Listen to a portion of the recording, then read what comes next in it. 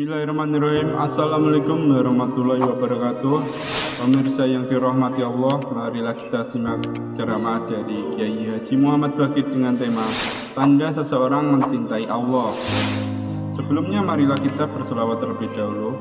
Allahumma sholli ala sayyidina Muhammad wa ala ali sayyidina Muhammad. Selamat menyaksikan. Mutarrib bin Abu Bakar berkata, orang yang cinta itu tidak bosan dari berbicara dengan kekasihnya. Orang yang cinta itu tidak bosan dari berbicara dengan kekasihnya.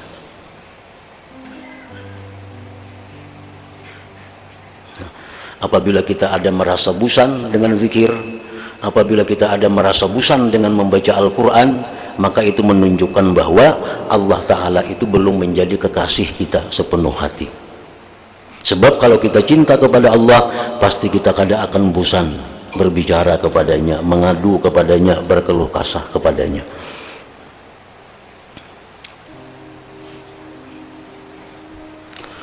Allah Ta'ala mewahyukan kepada Nabi Daud alaihi salam, sungguh bohong dusta orang yang mengaku cinta kepadaku, apabila masuk waktu malam ia tidur meninggalkan aku.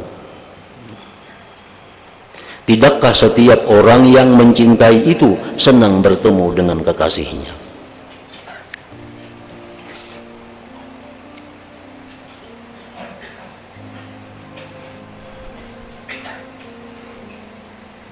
Orang mengaku cinta kepada Allah, maka orang ini dianggap bohong apabila dia tidak ada menggunakan malamnya itu untuk munajat kepada Allah. Karena waktu yang paling bersih, waktu yang paling tenang untuk munajat kepada Allah itu malam hari.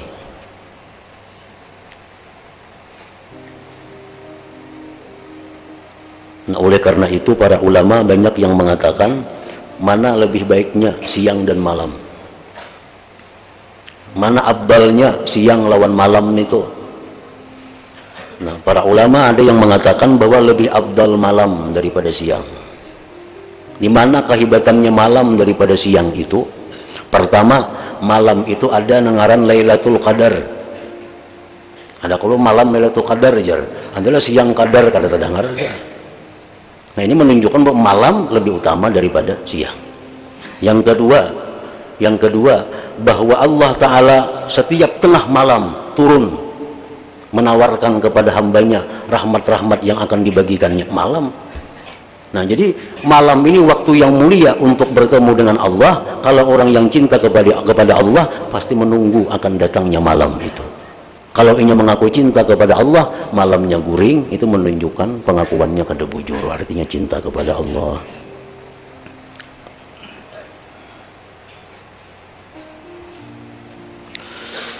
Tidakkah setiap orang yang mencintai itu senang bertemu dengan kekasihnya?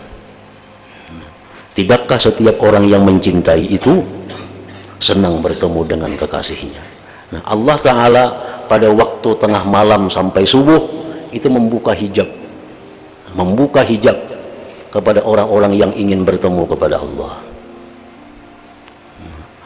Mulai tengah malam sampai subuh, Allah membuka hijab, membuka dinding, membuka pintu siapa-siapa yang hendak bertemu kepada Allah.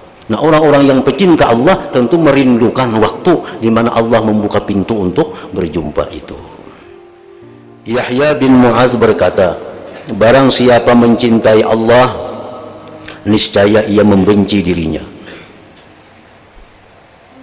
Barang siapa mencintai Allah, niscaya ia membenci dirinya. Nah, kayak apa nih tuh? Bila orang cinta lawan Allahnya, muar lawan dirinya seorang. Kenapa muarnya? Diri ini kada tahan, hati masih hendak.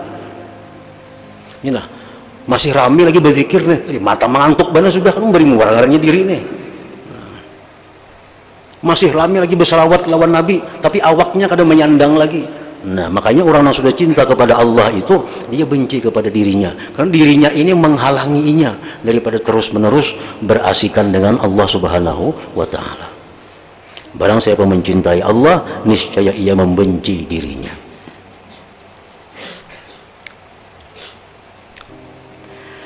Yahya bin Mu'adz berkata pula, barang siapa yang tidak ada padanya 3 perkara, maka tidaklah ia orang yang mencintai. 3 macam mereka ada pada diri kita, berarti kita kada mencintai Allah.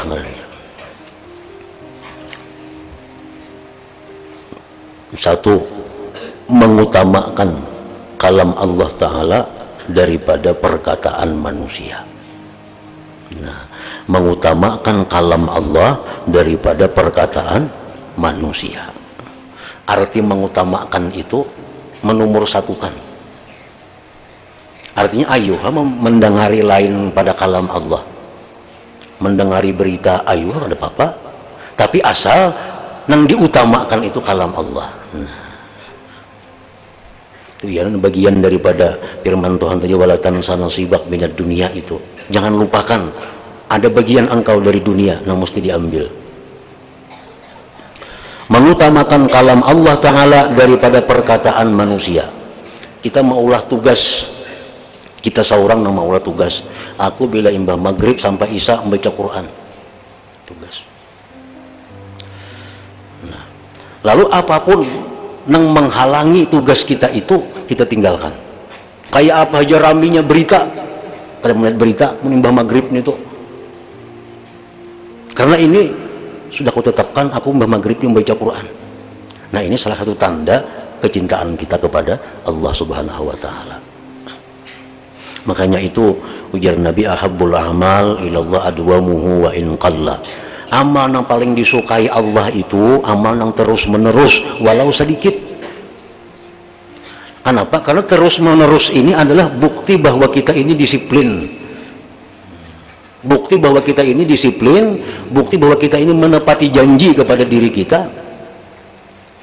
Misalnya aku beramal, bila maghrib, aku beramal. Atau kita waktu misalnya bila jam 3 malam sampai pukul 4, atau pukul 4 sampai subuh membaca Quran. Nah, tapi tiap malam itu pasti ada menemui halangan-halangan, rintangan.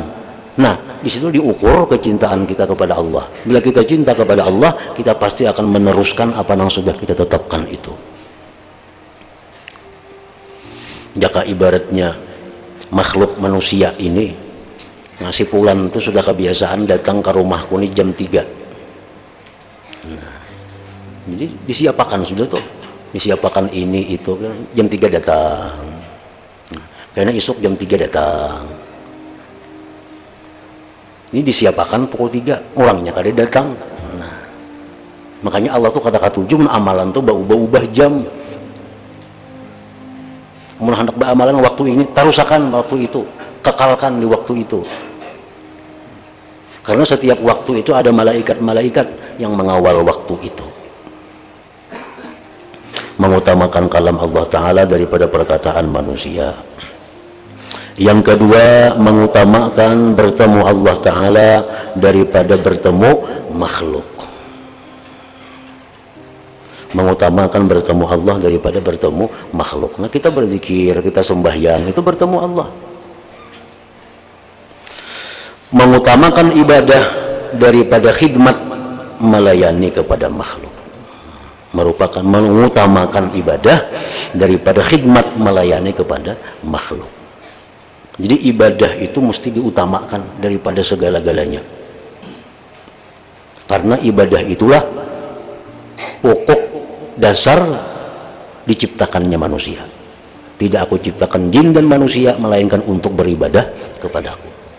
Jadi Allah menurunkan kita keamanan, Allah menurunkan kita kedamaian, Allah menurunkan kita rezeki, Allah menurunkan kita duit, itu untuk ibadah.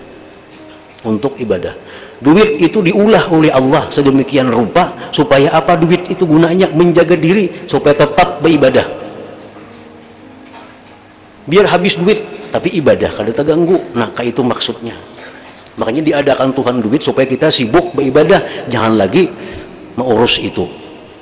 Nah, kita kadang-kadang memalar duit awak dipaksakan ibadah tertinggal.